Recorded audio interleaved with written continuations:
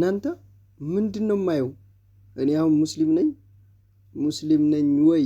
እስቲ ተመልከቱ።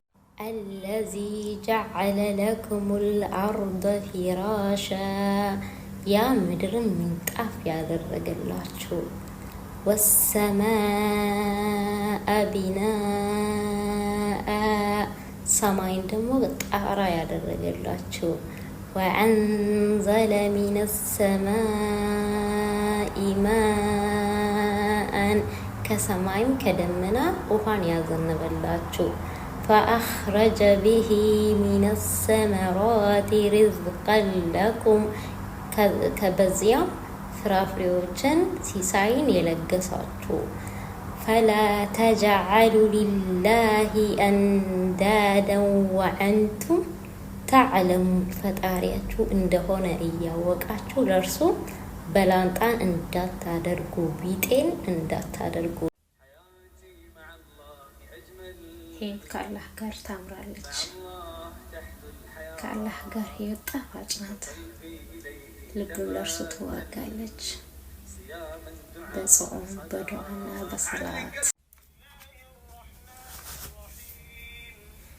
تبارك الذي بيده الملك وهو على كل شيء قدير الذي خلق الموت والحياة ليبلوكم أيكم أحسن عملا وهو العزيز الغفور الذي خلق 7 سماوات طباقا ما ترى في خلق الرحمن من تفاوت فارجع البصر هل ترى من فطور ثم ارجع البصر كرتين ينقلب إليك البصر خاسئا وهو حسير ولقد زينا السماء الدنيا بمصابيح وجعلناها رجوما للشياطين እኔ ምንም አልልምና እቺ ልጅ እንግዲህ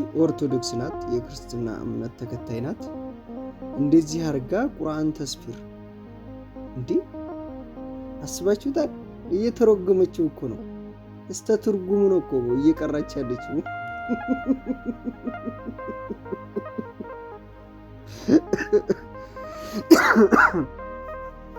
ሰላም አለይኩም ወራህመቱላሂ ወበረካቱ ሰላም ብቶች እንዴትራችሁ ሰላም ናችሁ ያላችሁበት ሰላማችሁ እዚህ ትበል እንግዲህ እንደ ዛሬ ተገርም ያላቀም ቲክቶክ ላይ ነው እቺ ልጅ ያዩሃት እና እንደዚህ አርጋ እንግዲህ መስቀሏን እንዳሰረች ናት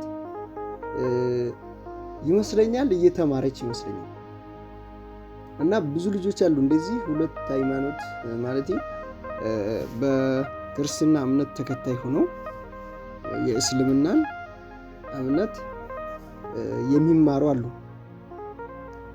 በቃ እዛኛው ላይ ሆነው የትኛው ነው ትክክል ለማለት የሚማሩ አሉ እቺ ልጅ ግን ሙሉ በሙሉ ቀርታለች በቃ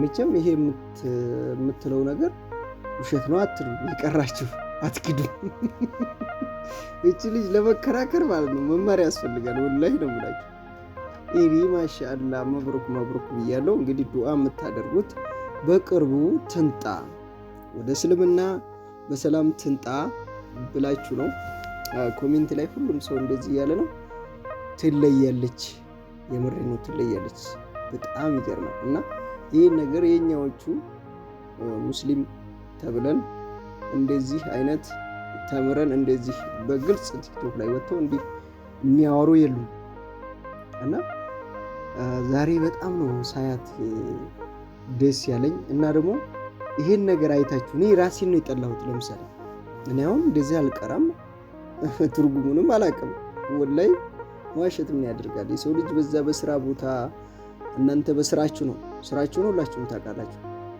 እንዳውም እናንተ ተሻላላችሁ ሴቶች በነገራችን ላይ ብዙ ግሩፕ ላይ ተሳተፋላችሁ በግሩፕ ተቀራላችሁ እዛው 2 3 1 አከተማችሁ ሞልታችኋል ማሻአላ ተባረከላ ወንዶች ግን ብዙ ጊዜ ጨዋታ ወይ ደግሞ እዛም ሆነን በስልክ ጅንጀና ወይ ፊልም በማየት በስራም በምንም እዛ ላይ ፎከስ ላናረግ እንችላለን እምነታችን ላይ ፎከስ ላናረግ እንችላለን እንግዲህ መሪው ማነው መጪው ረመዳን ነው ረመዳን መቼ ነው እስቲ በጾም የምንውለው?